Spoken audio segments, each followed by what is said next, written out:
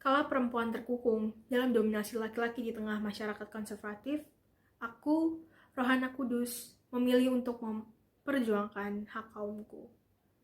Aku lahir di Kota Gadang, Sumatera Barat pada 20 Desember 1884. Aku berjuang melalui tulisan-tulisanku yang terbit di koran Perempuan Putri India. Ketika koran tersebut harus berhenti beroperasi karena dibredel pemerintah kolonial, aku berjuang untuk menerbitkan tulisanku sendiri dengan bantuan Datuk Sultan Maharaja.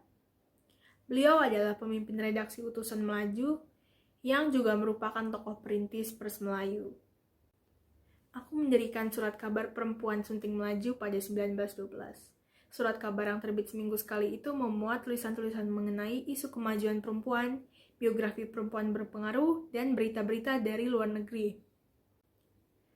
Berbekal semangat dan pengetahuan yang aku miliki, setelah kembali ke kampung dan menikah pada usia 24 tahun dengan Abdul Kudus yang berprofesi sebagai notaris, aku mendirikan sekolah keterampilan khusus perempuan pada tanggal 11 Februari 1911 yang aku beri nama Sekolah Kerajinan Amai Setia.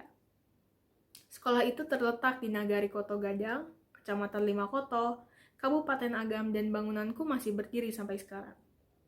Sekolah Kerajinan Amai Setia berbagai bentuk keterampilan untuk perempuan, keterampilan mengelola keuangan, tulis baca, budi pekerti, pendidikan agama, dan bahasa Belanda. Banyak sekali rintangan yang aku hadapi dalam mewujudkan cita-cita. Jatuh bangun memperjuangkan nasib kaum perempuan penuh dengan benturan sosial menghadapi pemuka adat dan kebiasaan masyarakat Koto Gadang. Bahkan fitnahan yang tak kunjung menderaku seiring dengan keinginanku untuk memajukan kaum perempuan. Namun gejolak sosial yang aku hadapi justru membuatku tegar dan semakin yakin dengan apa yang aku perjuangkan. Selain berkiprah di sekolah, aku juga menjalin kerjasama dengan pemerintah Belanda karena ia sering memesan peralatan dan kebutuhan jahit-menjahit untuk kepentingan sekolahku. Di samping itu juga, aku menjadi perantara untuk memasarkan hasil kerajinan muridku ke Eropa yang memang memenuhi syarat ekspor.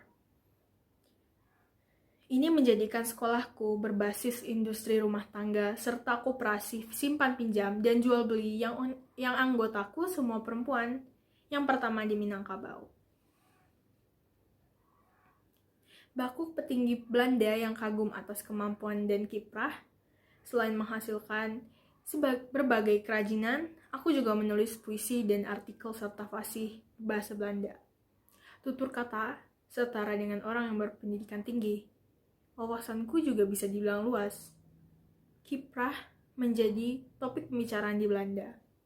Berita perjuanganku ditulis di surat kabar terkemuka dan disebut sebagai perintis pendidikan perempuan pertama di Indonesia atau di Sumatera Barat. Aku menghabiskan waktu sepanjang hidupku dengan belajar dan mengajar, mengubah paradigma dan pandangan masyarakat Koto Gadang terhadap pendidikan untuk kaum perempuan yang menuding perempuan tidak perlu menandingi laki-laki dan bersekolah segala. Namun dengan bijak, aku menjelaskan, perputaran zaman tidak akan pernah membuat perempuan menyamai lelaki. Perempuan tetaplah perempuan dengan segala kemampuan dan kewajibannya. Yang harus berubah adalah perempuan harus mendapat pendidikan dan perlakukan yang lebih baik. Perempuan harus sehat jasmani dan rohani, berakhlak dan berbudi pekerti luhur, taat beribadah yang kesemuanya hanya akan dipenuhi oleh kepunyaan ilmu tersebut.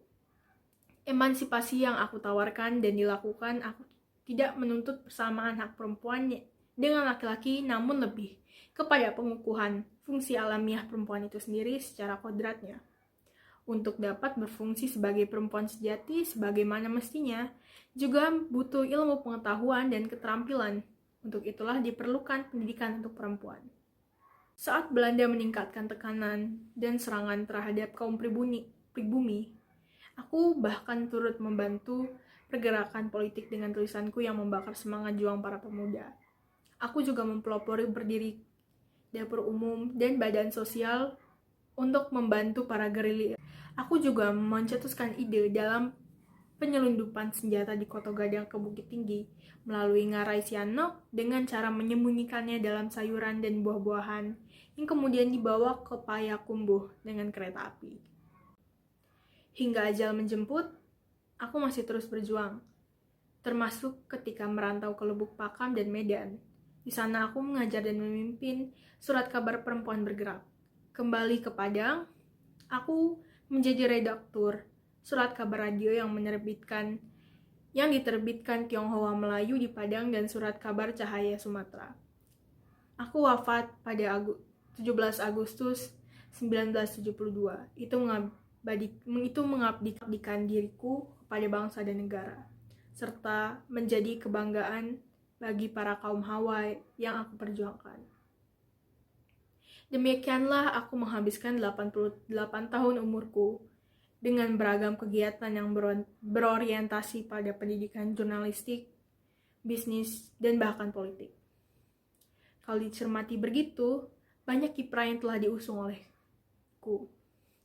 Selama hidupku, aku menerima penghargaan sebagai wartawati pertama Indonesia pada 1974. Pada Hari Pers Nasional ketiga, 9 Februari 1987, Menteri Penerangan Harmoko menganugerahiku sebagai perintis pers Indonesia. Dan pada tanggal 6 November 2007, pemerintah Indonesia menganugerahkan bintang jasa utama. Sekian dari kisahku. Aku harap para perempuan Indonesia terus memperjuangkan apa yang menjadi hak kita. Assalamualaikum warahmatullahi wabarakatuh.